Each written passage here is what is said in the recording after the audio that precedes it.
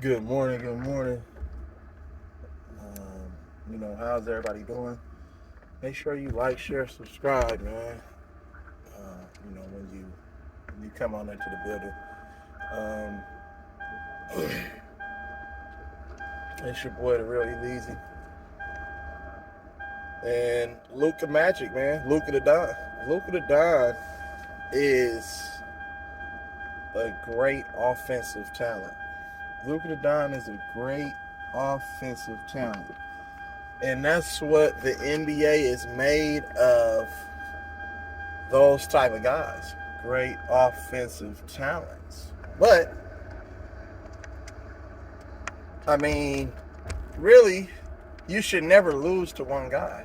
Like, you should lose to a team. You shouldn't lose to one guy.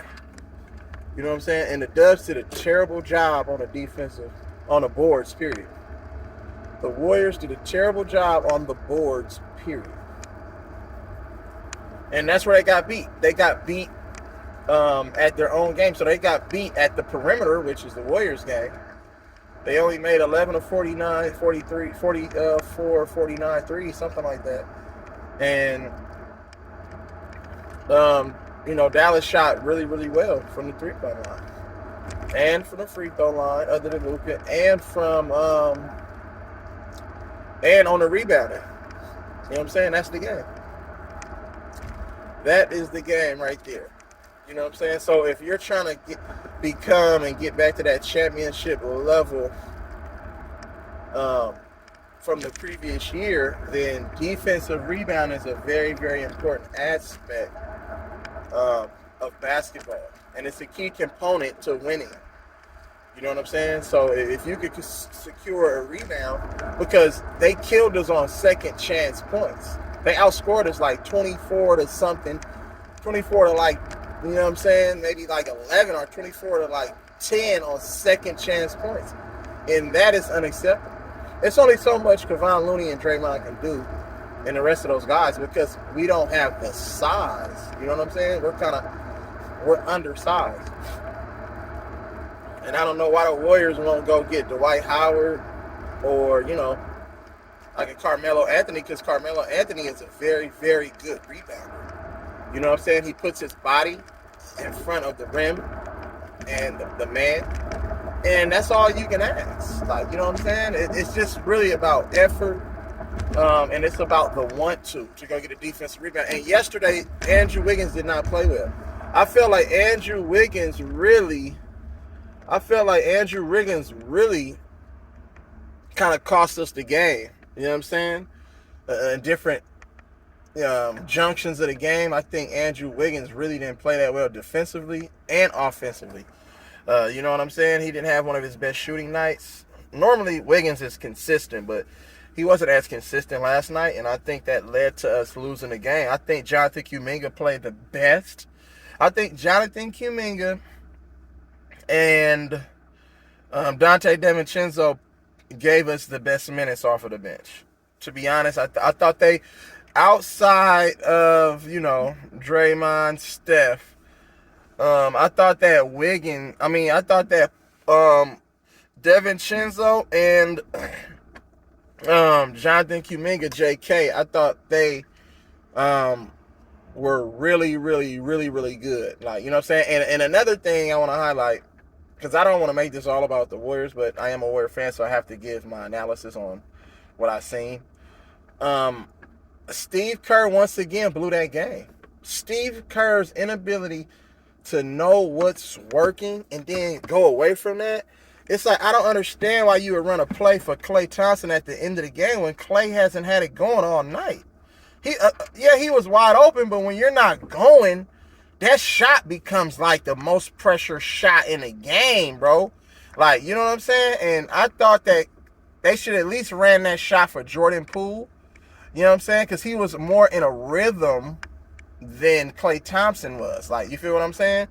With Jordan Poole's activity, you know what I'm saying? And just him, playing defense and bringing that energy. Now, Jordan Poole didn't have a great shooting game either, but that's a play that I don't think you should have ran for Klay. I know you're trying to get Clay in the game. It was a great design play. Don't get me wrong. But we could have ran that play with Steph Curry. That play right there, they would have got their defensive rotations mixed up. Even if you put Steph Curry in that action. You see what I'm saying? But they ran Steph Curry as the decoy, as the screener, but I would have made somebody else the screener. You know what I'm saying? They could have ran that same play and had Jordan Poole or Klay Thompson set the screen, you know what I'm saying, or Jonathan Kuminga, and then you would have had a wide open jump shot for Steph, bro. Like, I don't understand why they put Klay in that situation. Like, you know what I'm saying?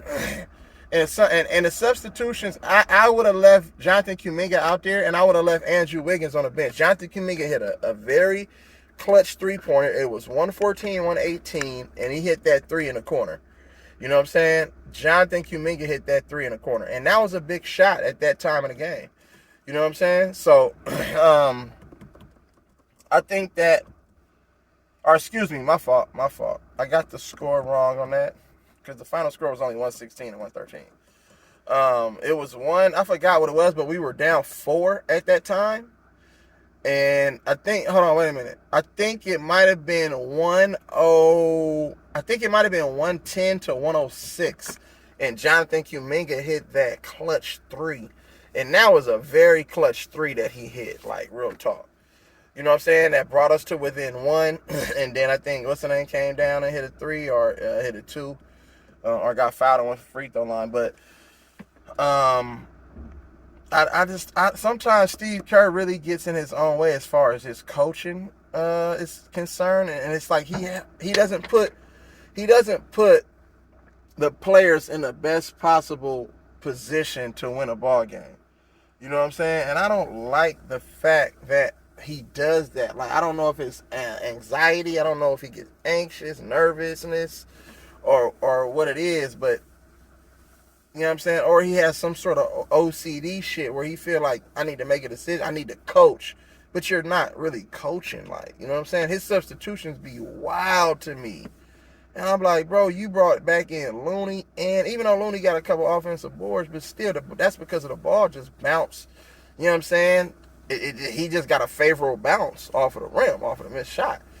You know what I'm saying? But I'm just saying, bro, you had the squad, we built a 4-point lead with the reserves in the game. You know what I'm saying? Anthony Lamb, Dante DiVincenzo, JaMychal Green, Jonathan Kuminga, and you had one of the Jordan Poole on the floor. If they brought the squad back, like, you know what I'm saying? I don't see why you don't leave Jonathan Kuminga out there on the floor. That doesn't make any sense to me. You know what I'm saying? So, and, you know, Clay, he rushed some shots. Clay shooting those drifting ass shots. Clay really needs to get out of his head. I know that he got into a rhythm, but he needs to stay the course, right? Stop trying to shoot shots that is very difficult to shoot. I know that he has a green light to shoot those shots, but take good shots, man. Those shots where you're drifting to the side and leaning and all of that, and you're not set and on balance. You know what I'm saying? I don't like those shots, like, dude. And it's like he rushes them, too. As soon as he gets it and shoots that motherfucker hella fast instead of getting it, lining the laces up, or just seeing what you got. You know, you might be able to jab step, create a little bit of space, or you might be able to go all the way to the hole, get, you know what I'm saying, into that paint, create a little space with a little step back. You know what I'm saying? You can get a greater shot than the first shot. That's all I'm saying. You feel me? But, I mean, those are some of the things that I've seen. And I don't, sometimes I'll be like, come on, Steve Kerr, bro. What are you doing? This dude was killing me yesterday. And I didn't even watch the whole game. I just picked it up in the second half. You feel what I'm saying? So that's what it is, though, you guys, on that front. And I'm going to have to give Jason Kidd and Dallas credit. Like, Dallas is very, very, very familiar with the Warriors and their offensive sets. And, you know, they put a lot of pressure on the ball. Like, you know what I'm saying? They hard-hedged off of screens. They didn't really allow the Warriors to play with space, in space. They didn't really allow the Warriors to be comfortable coming off of those high screen and rolls, off of those flare screens, off of those, double staggers. They didn't really allow the Warriors to be comfortable, you know what I'm saying? And that's why it led to some of the Warriors taking forced shots, bad shots. And then again, turnover was Achilles' heel. They forced a lot of turnovers. Some of those turnovers was unforced because, let's just keep it 100, the referees have been terrible this season across the NBA as a whole. These motherfuckers call the most travels that I ever seen in the history of the game, bro. And now it's to a point to where they just calling travel and it don't even be travel. They just really think that, oh yeah, we're cleaning the game up. See, we're looking out for the calls. It's like, no, that's not a travel, nigga. I can establish, after a jump stop, I can establish either my left or right foot as my pivot foot. It don't have to be, you know what I'm saying, the same foot every fucking time. That's what Steph Curry did. He came to a 2-foot jump stop. He tapped his left foot on the ground twice, meaning his right foot he established as his pivot foot, and they call travel. It probably wouldn't matter anyway if they didn't call travel, because the shot got blocked by Maxi Kleber. So it really didn't matter on that instance, but it's still a turnover, and it still gives them, you know what I'm saying, a possession. You feel me? And we had a bunch of those turnovers with Jordan Poole, Draymond, Steph. They kept calling travel, and I don't understand why they kept calling that call. Dante DiVincenzo, I think, had a couple. It's just like, bro, if the referees is going to ref, bro, just ref the game without all that extra ass trying to be super referee all the fucking time. It was a lot of calls that we didn't get where Steph Curry went to the lane and got fouled and they didn't call anything. But on the very next play, they called like a bump foul. It's like, really? Come on. My dude just got clobbered across his whole neck, bro. But you call a bump foul on the other end? That's terrible officiating, bro. And that's not the reason why we lost the game. But I have to highlight the poor officiating. Like, come on. Like, I think the referees can have better judgment, bro. I mean, because all they're going to do is come out in the 2-minute report and then say, oh, this call wasn't this, that call wasn't that. Like, you know what I'm saying? And we don't want to deal with shit like that, bro. Like, let's just keep that a buck, man. But, anyway, Dallas, they played a great game. Tim Hardaway Jr. had a great game. You know what I'm saying? And they did what they needed to do. They was on a 4-game winning streak. And, of course, you're at home. You're like, man, we play the Warriors. We're on a 4-game winning streak. Man, we got to motherfucking stop this slide tonight. So it was either the Warriors were going to go on a 4-game winning streak, or it was either the Warriors go on a 4-game winning streak, or Dallas go on a 5-game losing streak. And Dallas said, we ain't having that. So I think they're around the same. I think they have the same record. They're around like the number 10, number 11 in the West. That's not really going to get you anywhere, but it's still early right now. Because remember, at this juncture last year in the season, the Boston Celtics were, they were below 500. You know what I'm saying? And right before that All-Star break, they turned it around, right? They got on a roll. They start clicking. And then, you know, and the rest is history, because after the All-Star break, they made their run. They kept making their run. They gelled. They bought into the Ime Udoka's system. And that's just what it was, you guys. And I think that the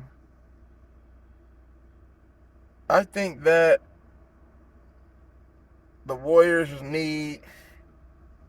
I think they're starting to click, but now I think that Steve Kerr needs to really coach his ass off.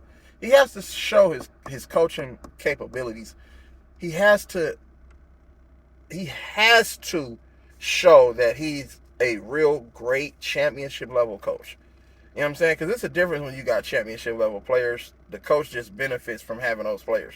Because nobody thought Mike Budenholzer was a great coach, because they said, oh man, he had those Atlanta teams, it was great, and but they never could win anything. And then the first couple seasons in motherfucking Milwaukee, they couldn't win anything. When you have a championship level coach, that's when you keep going. Like, you know what I'm saying? You just don't. It's just not, okay, we ain't make it over the hump, but yeah, this year we made it over the hump, and then the very next year we back to, you know what I'm saying, square one, and we trying to figure out how do we get back to the finals. Championship level coaches know exactly what to do, when to do, and how to do. They put players in the best possible position to be successful. That's why you look at some of these teams that's, you know, missing players and still, you know what I'm saying, staying afloat, or teams that's missing key guys, you know what I'm saying, teams that's not really supposed to do well You know what I'm saying? At this stage in the season, they're competing and they're staying afloat until some of their main guys come back. Those are the signs of a great system, high character, high talented, high IQ guys, and coaching, bro. Like, you know what I'm saying? You got to put all that into perspective. So, I don't know what's going on with Dallas. I think, to be honest, I think Dallas really misses Jalen Brunson bad.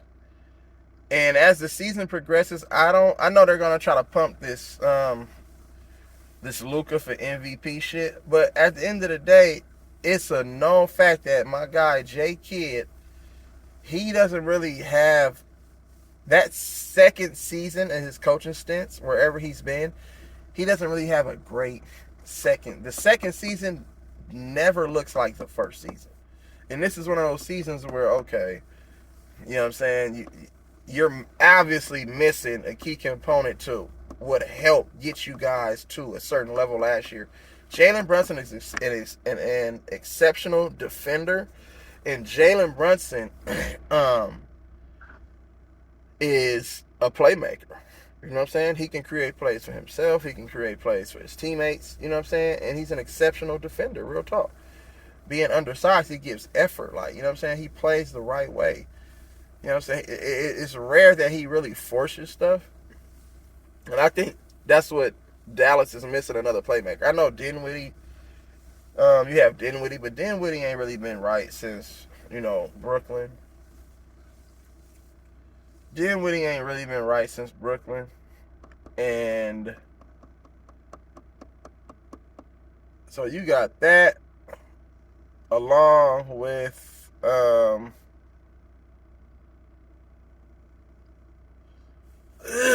you have that along with